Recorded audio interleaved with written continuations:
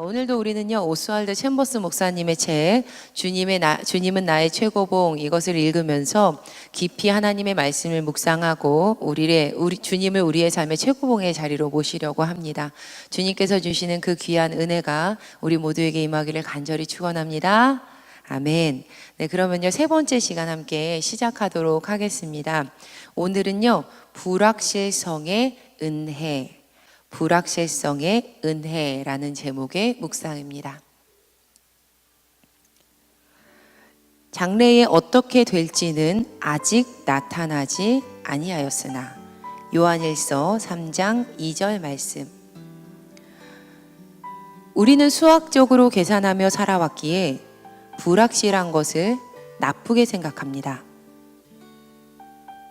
우리는 자신의 계획이 이루어져야 한다고 생각하지만 영적인 삶의 속성은 그렇지 않습니다. 영적인 삶의 속성은 불확실성 속에서 확신을 누리는 것입니다. 따라서 우리는 이 땅 어디에서도 확신할 수 없습니다. 상식은 말합니다. 그래, 나도 저런 상황이라면 안전할 텐데.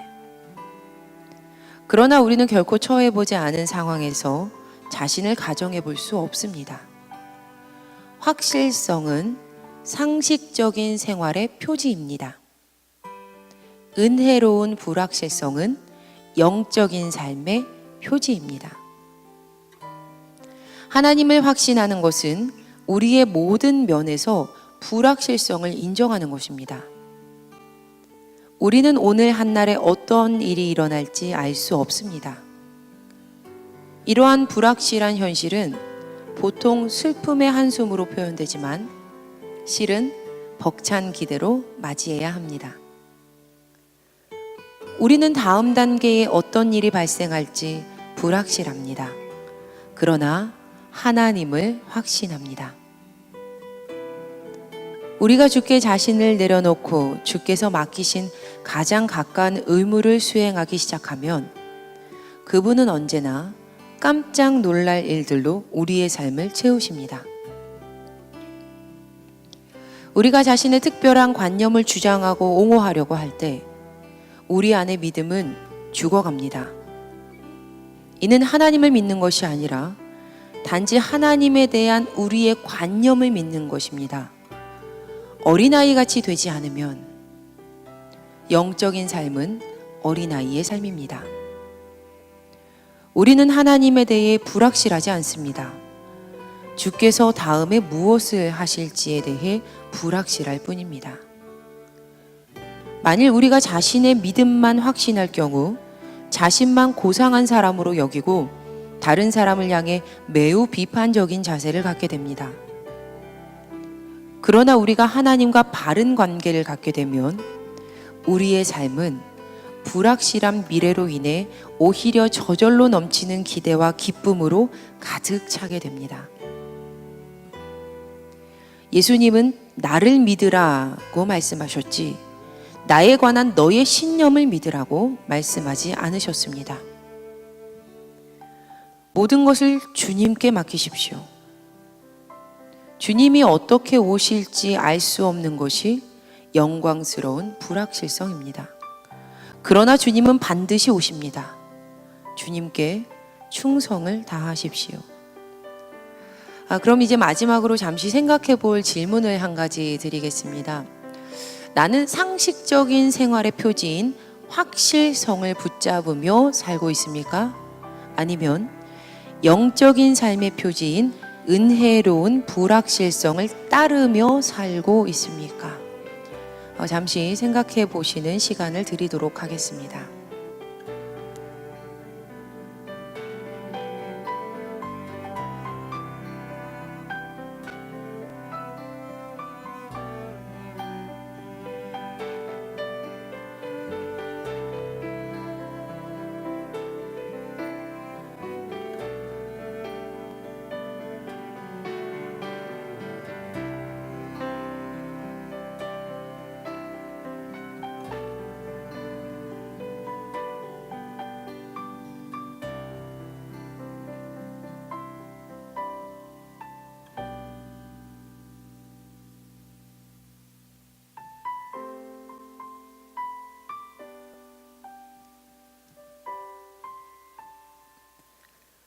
목사 안수를 받고 미국으로 가서 박사 공부를 하고 있는 동기 목사님이 잠시 한국에 들어오셨습니다.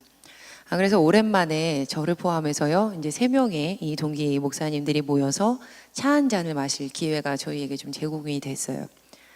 사실 과거에 부부 목사가 함께 외국에서 석사학위를 취득했고 다시 박사 공부에 돌입한다라는 소식이 저희 동기들에게 들렸을 때, 또 굉장히 평안한 자연 속에서 웃고 있는 사진이 인터넷에 올라왔을 때, 이 동기 목사님이 외국인들과 자연스럽게 대화를 나눌 수 있을 만큼의 언어 실력이 쌓였을 것이다 라고 그런 이야기를 듣게 되었을 때, 많은 동기 목사님들이 참 잘됐다, 그런데 부럽기도 하다, 참 좋겠다 라고 이렇게 말을 했습니다.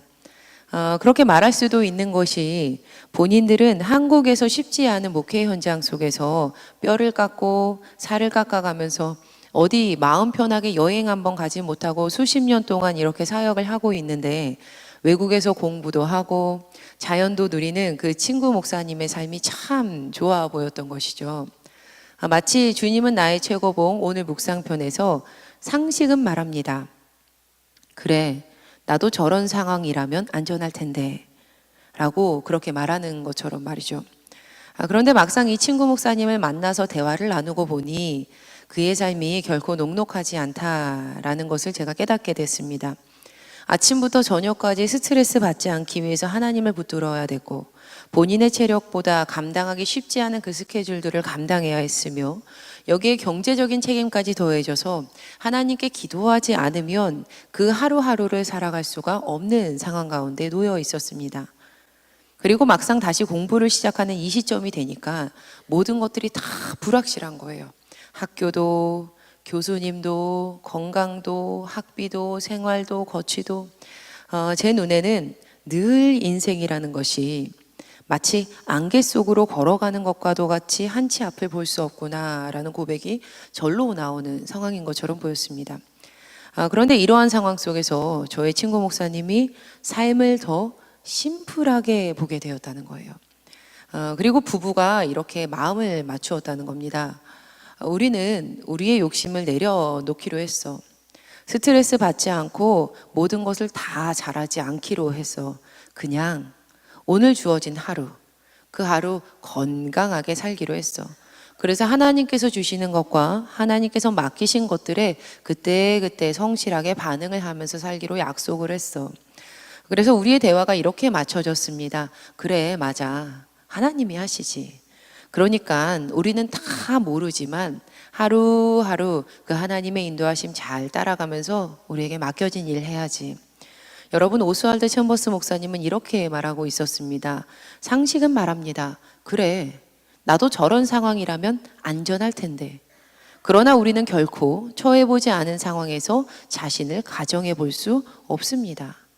확실성은 상식적인 생활의 표지입니다. 은혜로운 불확실성은 영적인 삶의 표지입니다. 하나님을 확신하는 것은 우리의 모든 면에서 불확실성을 인정하는 것입니다. 우리는 오늘 한날에 어떤 일이 일어날지 알 수 없습니다. 이러한 불확실한 현실은 보통 슬픔의 한숨으로 표현되지만 실은 벅찬 기대로 맞이해야 합니다. 우리는 다음 단계에 어떤 일이 발생할지 불확실합니다. 그러나 하나님을 확신합니다.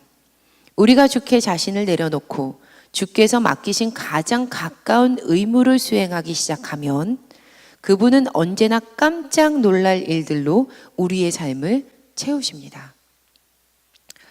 대체로 우리는 불확실한 현실을 맞이하게 될 때 이 글의 내용처럼 보통은 그 불확실한 현실을 슬픔의 한숨으로 표현을 하곤 합니다. 또 생각이 생각에 꼬리를 물어 이어갈 때, 특별히 그 생각이 굉장히 상식적인 사람들의 확실함을 우리에게 요구하고 있을 때 많은 경우 그 끝이 부정적인 것과 그 끝이 그렇게 좋지 않은 생각이었음을 우리는 경험해 왔습니다. 그러나 여러분, 성경은 우리에게 이렇게 이야기하고 있습니다. 로마서 12장 3절에 내게 주신 은혜로 말미암아 너희 각 사람에게 말하노니 마땅히 생각할 그 이상의 생각을 품지 말고 오직 하나님께서 각 사람에게 나누어 주신 믿음의 분량대로 지혜롭게 생각하라. 마땅히 생각할 그 이상의 생각을 품지 말라. 하나님께서 각 사람에게 주신 지혜의 그 분량대로 지혜롭게 생각하라. 상식적인 확실성을 내려놓으라. 하나님께서는 우리를 지으실 때 과거와 미래를 생각하는 감각을 우리에게 허락해 주셨습니다. 그러나 모든 것을 다 깨닫도록 하지는 않으셨습니다. 전도서 3장 11절의 말씀을 세 번역으로 함께 읽어보시겠습니다. 시작. 하나님은 모든 것이 제때에 알맞게 일어나도록 만드셨다. 더욱이 하나님은 사람들에게 과거와 미래를 생각하는 감각을 주셨다. 그러나 사람은 하나님이 하신 일을 처음부터 끝까지 다 깨닫지는 못하게 하셨다. 본래 사람은 모든 것을 처음부터 끝까지 다 깨닫지 못하도록 창조되었습니다. 우리의 미래가 불확실한 것은 지극히 당연한 것입니다. 정상적인 거예요. 그런데 만약 우리가 모든 것을 다 알고자 한다면 이것은 하나님께서 지으신 창조의 질서를 거스르는 모습이며 우리에게 죄가 들어왔다라는 것을 밝히는 근거가 됩니다. 창세기 3장 4절에서 5절 말씀, 뱀이 여자에게 이르되 너희가 결코 죽지 아니하리라. 너희가 그것을 먹는 날에는 너희 눈이 밝아져 하나님과 같이 되어 선악을 알 줄 하나님이 아심이니라. 사람은 너희가 하나님처럼 되어서 선악을 알게 될 것이야. 하나님과 같이 되어서 모든 것을 다 알게 돼 라는 뱀의 유혹에 넘어가고 말았습니다. 종종 식당에서 밥을 먹거나 카페에서 차 한 잔을 하게 될 때 옆 테이블에서 하는 대화가 들리는 경우가 있습니다. 그렇죠? 그런데 3355 모임 무리들이 그렇게 모이신 분들이 왜 그렇게 옆집의 숟가락이 몇 개인지 궁금해 하시는지, 평소 밥은 무엇을 먹는지, 또 그 집의 사정이 어떠한지, 부부관계가 어떤지, 무슨 문제가 있는지 속속들이 파헤치고 모든 것을 다 알려고 하는 대화를 들을 때에는 마음 한켠에 불편한 마음이 올라옵니다. 만약 내가 상대를 파헤치고자 그 메스를 들고 서 있는 쪽이라면 우리는 마치 우리가 강한 무언가 권력을 쥐고 있는 것 같은 그러한 희열을 경험하게 될 것입니다. 마치 내가 하나님과 같이 되어서 모든 것을 다 알려는 것처럼 말이죠. 그러나 우리가 생각을 돌려서 만약 내가 강압적으로 파헤침을 받으라라는 그 요청을 받고 있는 그 상대라면 어떠할까요? 우리의 마음이 어떠하겠습니까? 그런데 우리는 하나님께 그 일을 자행하고 있을 때가 참 많습니다. 하나님께 앞으로의 계획이 어떠한지, 이 일이 어떻게 될지 아주 구체적인 보고서를 작성해서 나에게 제출하라고 요구하는 겁니다. 시간이 정확히 맞아떨어지는 그 시간 계획이 적혀있는 타임테이블이 포함되어 있으면 더할 나위 없이 더 좋습니다. 여러분, 행동 편향이라는 말이 있습니다. 행동 편향. 똑같은 결과, 아니 더 나쁜 결과가 나오더라도 가만히 있는 것보다 행동하는 것이 더 낫다라는 믿음을 일컫는 말입니다. 행동 편향. 여러분, 그런데 확률상으로요, 불확실한 상황 속에서는 오히려 가만히 기다리는 것이 더 유리할 수 있다고 합니다. 그러나 그럼에도 불구하고 대부분의 사람들은 아무것도 하지 않는 그 불확실한 상황 속에서 기다리는 것이 참 고통스럽다는 거예요. 그래서 그 불확실한 상황을 참지 못하고 똑같은, 아니 더 나쁜 결과를 가지고 오더라도 그 불확실함을 기다리지 못해서 내 생각에 확실한 그 무언가를 위한 행동을 대다수의 사람들이 하게 된다라는 것이죠. 세계적인 투자의 귀재인 워런 버핏이요, 주식 매매를 하는 사람들에게 있어서 이 행동 편향을 가지고 충고하면서 말했다고 합니다. 투자에 있어서 행동하는 것이 실적과는 무관합니다. 많이 행동한다고 좋은 실적이 나오지는 않는다라는 거예요. 여러분, 우리는 우리의 삶 속에서 확실한 무언가를 원하면서 끊임없이 행동해 갑니다. 하지만 하나님이 없는 인간의 확실함은 하나님의 불확실성 앞에서 무용지물일 뿐입니다. 고린도전서 1장 25절의 말씀, 하나님의 어리석음이 사람보다 지혜롭고 하나님의 약하심이 사람보다 강하니라. 또 오스왈드 챔버스 목사님은 이렇게 말하고 있습니다. 우리는 수학적으로 계산하며 살아왔기에 불확실한 것을 나쁘게 생각합니다. 우리는 자신의 계획이 이루어져야 안전하다고 생각하지만 영적인 삶의 속성은 그렇지 않습니다. 영적인 삶의 속성은 불확실성 속에서 확신을 누리는 것입니다. 영적인 삶의 속성은 불확실성 속에서 확신을 누리는 것입니다. 우리의 그 강함이 하나님의 약함보다 훨씬 더 그 발끝에도 못 미친다라는 것을 우리가 깨닫게 되면 우리에게 허락된 불확실성 속에서 확실하신 하나님을 붙들고 끝까지 기다릴 수 있다라는 것이죠. 지금 청년들이요, 사도행전을 묵상하면서 하나님의 말씀을 계속해서 나누고 있습니다. 이 사도행전 말씀이 참 은혜로운데요. 여러분, 사도행전을 보시면 부활하신 예수님께서 승천하실 때 제자들에게 이렇게 두 가지 말씀을 남기십니다. 예루살렘을 떠나지 말아라. 그리고 또 예루살렘에 머문 너희에게 성령이 임하게 될 건데, 성령이 너희에게 임하시면 너희가 권능을 받아서 온 예루살렘과 온 유대와 사마리아와 땅끝까지 이르러 내 증인이 될 것이다. 이렇게 예수님께서 말씀을 하세요, 승천 전에. 제자들은 지금 앞으로 무슨 일이 그들에게 일어날지 구체적으로 아무것도 몰랐습니다. 하지만 부활하신 그 주님의 뜻대로, 그분의 말씀대로 그들은 아무것도 모르지만 예루살렘에서 기다렸습니다. 오순절날 마가의 다락방에 모여서 그들이 함께 기도하기 시작해요. 그런데 성령님께서 그 약속하신 대로 예루살렘에 가장 먼저 임하십니다. 그런데 그 성령의 충만함을 받은 제자들이요, 각기 다른 나라의 말로 이렇게 방언을 하면서 기도를 하기 시작한 거예요. 그런데 오순절 절기를 지키기 위해서 예루살렘에 모였던 각국의 사람들이 이 모습을 보면서 깜짝 놀라게 됩니다. 이에 사도 베드로가 일어나죠. 그래서 그 놀라는 사람들에게 복음을 전합니다. 예수 그리스도를 전해요.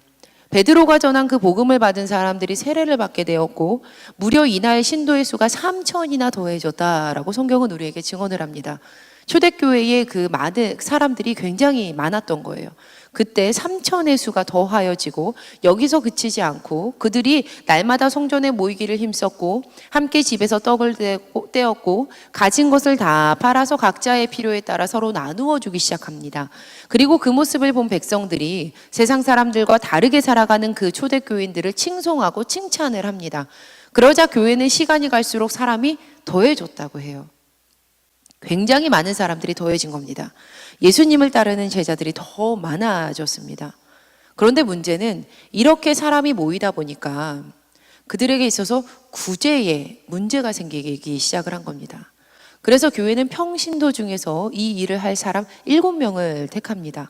사도행전 6장 5절의 말씀을 보시면요, 온 무리가 이 말을 기뻐하며 믿음과 성령이 충만한 사람들을 세우기 시작을 하는데 스데반과 또 빌립, 그리고 또 브로고노와 니가노르와 디몬과 바메나와 유대교회에 입교했던 안디옥 사람 니골라를 택해서 세웁니다.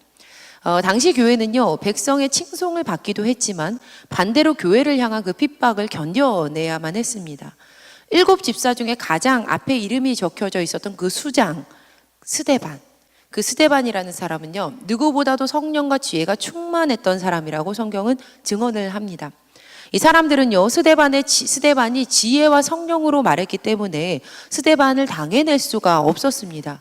그래서 그를 미워했던 몇 사람이 돈으로 사람들을 사서 매수를 했고 스데반에게 누명을 씌워서 공의회로 스데반을 끌고 가게 됩니다. 그런데 여러분, 지금 스데반이 잡혀갔던 이곳은요, 사내들인 공의회, 사내들인 공회였습니다. 이미 이 사내들인 공회는요, 주체가 되어서 예수님을 신문했었고 또 예수님을 십자가에 넘기는 일의 중심에 서 있었던 사람들입니다. 그리고 지금 스데반이 잡혀가고 있는 이 시대, 이 시간을 잘 생각해 보시면요, 예수님께서 십자가에서 달려 돌아가시고 3일 후에 부활하신 후 승천하셨을 때 그 이후에 얼마 지나지 않는 그때임을 우리가 알 수 있습니다. 즉 이 말은요, 예수님을 죽였던 그 공회원들 속으로 스데반 또한 잡혀갔다라는 말입니다. 그런데 공회원들이 잡혀왔던 스데반을 주목해서 보니까 그의 얼굴이 다음과도 같은 거예요. 사도행전 6장 15절에 공회 중에 앉은 사람들이 다 스데반을 주목하여 보니 그의 얼굴이 천사의 얼굴과 같더라. 굉장히 불확실한 그 상황 속에서, 위기의 상황 속에서도 스데반이 여전히 평안해서 천사의 얼굴과도 같은 얼굴을 하고 있었다라는 겁니다. 그는 이미 이 공의회가 어떤 기관이었고 어떤 일을 그들이 자행했는지 정확히 알고 있었습니다. 그리고 지금 자신은 예수님과 똑같이 끌려왔습니다. 앞으로 자신이 어떤 일을 겪게 될지, 그의 인생이 어떻게 될지 아무것도 모릅니다. 하지만 그의 얼굴은 천사와도 같았습니다. 그는 그 불확실한 상황 속에 매몰되지 않고 한치의 흔들림도 없이 천사와 같은 얼굴로 평안하게 있는 겁니다. 제가 과거에 한번 말씀을 드렸는데요. 지금은 그렇지는 않은데 제가 끝을 알고 이렇게 살아가는 게 참 편했습니다. 그래서 어린 시절에 제가 소설책을 읽으면 그 안에 주인공들에게 일어나는 막 일련의 사건들이 있잖아요. 누가 죽기도 하고 아프기도 하고 고통도 당하고.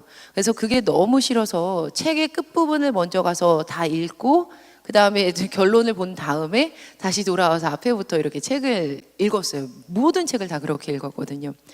그런데 그렇게 살아갔던 삶의 방식과 태도가 저의 삶에서 잘못된 습관을 형성해 가고 있었습니다. 바로 나의 계획, 내가 다 아는 것, 끝을 확실히 알기 위해서 했던 그 삶의 태도와 습관들이 저에게 나의 계획, 내가 확실히 아는 것이라는 인생의 먼지를 만들어내기 시작했던 겁니다. 그런데 이렇게 나의 계획이라는 삶의 먼지가 끼어들면요, 정작 중요한 그 하나님의 계획을 볼 수가 없습니다. 불확실함 가운데 일하시는 하나님의 은혜, 그 하나님의 능력을 볼 수가 없다라는 것이죠. 앞을 한치도 알 수 없는 인생의 상황 가운데서 일하시는 하나님, 끝난 것 같아 보이지만 절대로 끝나지 않은 그 하나님의 일하심, 절망 같아 보이지만 그 속에서는 결국에 승리하시는 그 하나님, 참 좋으신 하나님께서는 저에게 천천히 한 가지씩 그 하나님의 일하심을 경험시켜 주셨습니다. 그렇게 저의 삶 속에서 잘못됐던 습관들을 하나씩 교정해 주시면서 하나님께서는 하나님의 하나님 되심을 저에게 보여주셨어요. 저는 하나님의 모든 것을 다 알 수 없습니다. 하지만 또 부족하여서 모든 것을 다 말할 수 없지만 하지만 하나님의 일하심은 과정적이다라고 말씀을 드릴 수는 있을 것 같습니다. 그래서 우리는 하나님의 섭리라는 말을 합니다.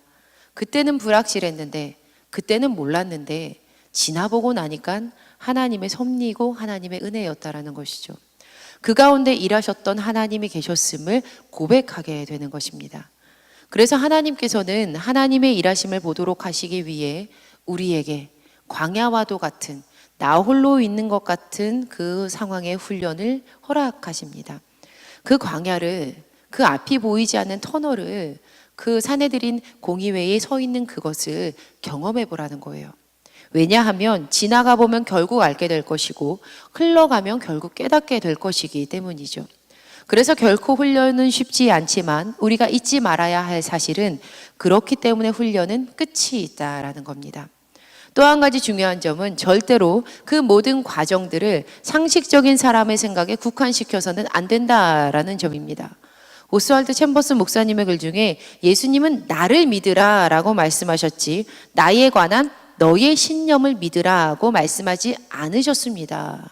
모든 것을 주님께 맡기십시오. 지금 공의회 앞으로 잡혀갔던 스데반은 평안했고 그의 얼굴은 천사와 같았습니다. 하지만 여러분, 스데반의 마지막은요, 그의 긴 설교를 듣고 마음이 찔렸던 사람들이 그들의 귀를 막고 일제히 그 스데반에게 달려들어가서 그를 성 밖으로 끌어내 스데반이 죽을 때까지 돌로 치는 것으로 그의 인생이 끝나게 됩니다. 스데반의 죽음은요, 합법적인 어떠한 과정도 전혀 없어요. 이 일은 폭도들에 의한 그러한 순식간에 이루어졌던 스데반의 순교의 사건이었습니다. 그래서 교회는 흩어지고 맙니다. 수천 명의 사람들이 주께로 돌아오기는 했지만, 견고하게 세워진 것 같았지만 그 안에서 어떠한 행정적인 절차를 거치기 위해서 7명의 그러한 집사들을 세웠지만 교회는 핍박을 받았고 결국 스데반까지 돌에 맞아 죽었습니다. 이 땅에 처음으로 복음 때문에 사람의 생명이 빼앗겨진 겁니다. 교회가 얼마나 낭망했을까. 사도행전 8장 2절 말씀을 보시면요, 경건한 사람들이 스데반을 장사하고 위에서 크게 울었다라고 말을 합니다. 그런데 여기서 그치지 않았고 사울이 교회를 잔멸할세 각 집에 들어가 남녀를 끌어다가 옥에 넘기니라. 교회는 이러한 일까지 당하게 됩니다. 이제 교회가 다 끝난 것 같습니다. 더는 앞으로도 갈 수 없고 뒤로도 갈 수 없고 옆으로도 갈 수 없는 것처럼 보입니다. 그러나 여러분, 하나님의 일하심은 인간의 상식적인 그 상식선 안에서 단편적으로만 보아서는 절대 안 됩니다. 하나님의 일하심에는요, 중간평가란 있을 수가 없어요. 하나님의 일하심은 불확실해도 끝까지 가보아야만 하는 겁니다. 교회는 박해 때문에 도망갔던 것처럼 보였지만 사도행전 1장 8절에 예수님께서 승천하시면서 하셨던 그 말씀대로 예루살렘에만 집중되어 있었던 복음이 이제 온 유대와 사마리아와 땅끝까지 퍼져나가게 됩니다. 이 모든 일은 고난 때문에 시작되었던 것이었습니다. 7 집사의 수장 스데반이 죽은 후에 제자들은 복음을 들고 떠나게 되었고, 흩어진 사람들은 가는 곳곳마다 말씀을 전하기 시작합니다. 그리고 7 집사 중에 두 번째로 이름을 올렸던 사람, 집사 빌립. 이 빌립이요, 사마리아 성까지 가서 사람들에게 예수 그리스도를 전하게 됩니다. 예루살렘과 온 유대와 사마리아와 땅끝까지 이르러, 이렇게 복음이 드디어 사마리아에까지 전해지게 된 것입니다. 그러자 사도행전 8장 8절 보니까요, 그 성에 큰 기쁨이 있었다라고 성경이 증언을 합니다.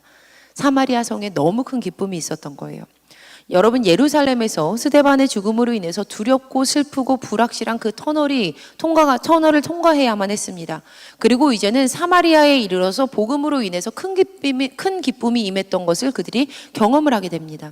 불확실했는데 와보니까 깨닫게 되는 겁니다. 그런데 여러분, 하나님께서는 여기서 그치지 말고 이제 하나님께서 빌립에게 그곳에 머물지 말고 다시금 이동하라라고 말씀을 하십니다. 하나님께서는 고통의 자리에 머물지 않게 하시고 기쁨의 자리로 바꾸어 주십니다. 그러나 여러분, 그 기쁨의 자리에서 이제 내가 천년 만년 발붙이고 평생 거기서 살고 싶은데 이제는 또다시 다른 곳으로 하나님께서 이동하라고 말씀을 하시는 겁니다. 하나님께서 우리에게 주시길 바라시는 것은 비록 한치 앞도 볼 수 없는 불확실한 인생이지만 그 속에서 늘 하나님을 의지하는 그 믿음입니다. 오늘 본문 말씀이었습니다. 사도행전 8장 26절의 말씀 함께 읽어보시겠습니다. 시작. 주의 사자가 빌립에게 말하여 이르되 일어나서 남쪽으로 향하여 예루살렘에서 가사 내려가는 길까지 가라 하니 그 길은 광야라. 박해의 자리, 슬픔의 자리를 견디고 슬픔의 자리를 떠나서 기쁨의 자리로 옮겨진 빌립에게 성령 하나님께서 다시 움직이라고 말씀하십니다. 남쪽으로 향해서 내려가라. 그런데 그 길은 광야다. 그러나 빌립은요, 순종해서 내려가는 거예요. 자, 여러분이시라면 어떻게 하실 것 같으십니까? 광야로 내려가시겠습니까? 아니면 하나님 도대체 왜 이러세요? 좀 사정이 나아졌는데 또 불확실한 광야로 저를 왜 또 집어넣으십니까? 하나님 나를 사랑하지 않으십니까? 라고 원망하시렵니까? 그런데요, 집사 빌립은요, 내려갑니다. 제가 청년들에게도 이야기했는데요, 지금 집사 빌립이라고 말씀을 드렸어요. 바로 이 사람이 평신도였다라는 것을 강조하기 위함입니다. 여러분, 사마리아의 복음을 전하고 다시 광야로 가야만 했던 사람은 그 빌립은요, 사도 빌립이 아니라 집사 빌립이었어요. 즉 평신도였다는 말입니다. 하나님께서 가라시면 가고 멈추라면 멈추고 기쁨의 자리였지만 광야로 내려가라면 그렇게 내려가야 하는 것은 목회자들에게만 국한된 말씀이 아닙니다. 바로 지금 이 시간 하나님께서 여러분에게 하시는 말씀입니다. 그래서 평신도 그 집사 빌립이요, 내려가요. 그가 어떻게 이렇게 할 수 있었을까? 우리는 하나님에 대해서 불확실하지 않습니다. 주께서 다음에 무엇을 하실지에 대해 불확실할 뿐입니다. 우리는 하나님에 대해서는 불확실하지 않습니다. 단지 주님께서 다음에 무슨 일을 하실지 그 일에 대해서만 불확실할 뿐입니다. 그는 하나님에 대해서 불확실하지 않았기 때문입니다. 상황은 불확실하지만 그 일을 허락하신 하나님은 확실하신 분이십니다. 그 하나님을 확실했던 빌립이요, 광야로 내려가게 됩니다. 그런데 여러분, 그 광야에서 누구를 만났는지 알아요? 한 에디오피아 사람을 만나게 되는 겁니다. 그런데 그가 에디오피아의 여왕 간다게의, 심지어 그 여왕의 국고를 관리하는 내시였던 겁니다. 다른 여타의 정보는 없는데 여기서 그치지 않고 이 내시가요, 하나님을 믿는 사람이었어요. 성경은 그가 예루살렘에 예배하러 왔다가 돌아가는 길이었다. 그런데 그곳에서 이사야의 성경 말씀을 읽고 있었다라고 알려줍니다. 그러자 성령 하나님께서 빌립에게 다시 말씀하시는 거예요. 그 마차에 바짝 다가가라. 그러자 빌립이요, 그대로 순종해서 다시금 달려갑니다. 심지어 그는요, 성경은요, 그가 달려갔다라고 말을 합니다. 하나님께서 말씀하시니까 확실하신 하나님 붙들고 무슨 일이 일어날지 모르지만 달려가는 거예요. 그리고 묻습니다. 이사야의 글을 깨닫습니까? 지도해주는 사람이 없는데 제가 어떻게 깨닫습니까? 이에 빌립을 청해서 그가 수레에 올라가 같이 앉게 되었고 빌립이 내시에게 예수 그리스도에 관한 기쁨의 소식을 전하게 됩니다. 내시는 심지어 세례까지 받게 되었던 거죠. 그렇게 복음이 사마리아를 타고 넘어가서 땅끝까지 이르게 된 것입니다. 여러분, 저는 이 본문을 읽을 때마다 늘 제 마음 한켠에 묵상하는 부분이 있습니다.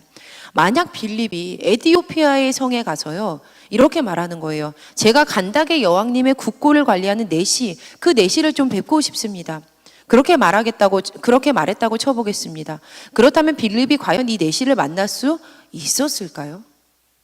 그 나라에 가서, 에티오피아에 가서 제가 이 사람 좀 만나고 싶어요. 좀 만나게 해주세요. 나오라고 해주세요. 라면 만날 수 있었을까요? 저는 어림도 없다고 생각합니다. 혼쭐이 나서 내쳐지지 않으면 다행이겠죠. 너 뭐야 하면서 내쳐지지 않으면 다행 아닙니까? 그런데 빌립이 이 기쁨의 자리였던 사마리아를 떠나서 광야길로 행했을 때 그는 그 광야에서 본국에서도 만날 수 없었던 그 사람을 만나게 되는 겁니다. 여러분, 하나님의 일하심은 이러합니다. 지나보면 가장 좋은 것, 지나보면 가장 선한 것, 사람이 함부로 해낼 수 없는 것, 하나님의 일하심은 이러합니다. 이 기쁨을 떠나면 손에 쥘 수 있는 것이 아무것도 없는 것 같아 보이는데 그 광야에는 풀 한 폭이 하나 없는 것 같은데, 그런데 그곳에 가니 내가 생전에 만날 수 없었던 에티오피아 여왕 간다게의 국고를 맡은 그 내시를 만나게 되는 겁니다. 여러분, 내 눈에는요 광야길 같아 보이지만요 하나님의 눈에는 생명의 길일 수 있습니다. 잠언 14장 12절에 어떤 길은 사람이 보기에 바르나 필경은 사망의 길이니라. 마태복음 7장 13절에서 14절 말씀에 좁은 문으로 들어가라. 멸망으로 인도하는 문은 크고 길이 넓어 그리로 들어가는 자가 많고 생명으로 인도하는 문은 좁고 길이 협착하여 찾는 자가 적음이라. 성도님들, 하나님께서는 모든 계획을 가지고 계시는 확실한 분이십니다. 마스터 플랜을 쥐고 계시는 분은요 하나님이시다라는 말씀이에요. 우리는 불확실성의 은혜를 믿으며 확실하신 하나님께 순종하고 기쁨으로 그분을 따라야만 합니다. 한 번 더 말씀드립니다. 불확실성의 은혜를 믿으면서요 확실하신 하나님 붙들고 순종해서 기쁨으로 그 하나님 따라가야 합니다. 마지막으로 오늘 묵상했던 그 불확실성의 은혜의 한 부분을 읽고 결단하면서 기도했으면 좋겠습니다. 하나님을 확신하는 것은 우리의 모든 면에서 불확실성을 인정하는 것입니다. 우리는 오늘 한날에 어떤 일이 일어날지 알 수 없습니다. 이러한 불확실한 현실은 보통 슬픔의 한숨으로 표현되지만 실은 벅찬 기대로 맞이해야 합니다. 실은 벅찬 기대로서 맞이해야 합니다. 오늘도 주님을 우리의 삶의 최고봉으로 모시고 불확실한 현실을 벅찬 기대로 맞이하는 저와 여러분이 되기를 주님의 이름으로 간절히 축원합니다. 그리하였을 때 하나님께서는 기쁨의 사마리아 성을 허락하실 것이고 광야 속에서도 그 만날 수 없었던 그 사람들을 만나게 하시는 하나님의 역사를 우리에게 허락하실 줄 믿습니다.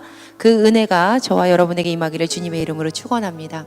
함께 찬양하시고 주님께 기도하는 시간 가지도록 하시겠습니다.